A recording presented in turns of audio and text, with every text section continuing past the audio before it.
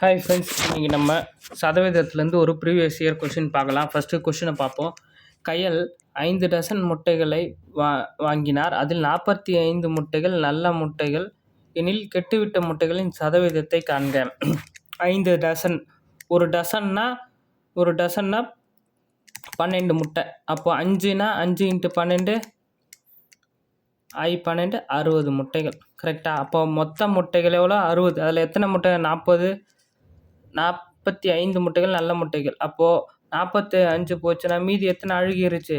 10ல் 5 4 15 முட்டைகள். அப்போது 45 மொத்த முட்டைகள் 60, அதில் 15ன்றது எத்தனை சதவீதம் அப்படின்னு கண்டுபிடிக்கணும்.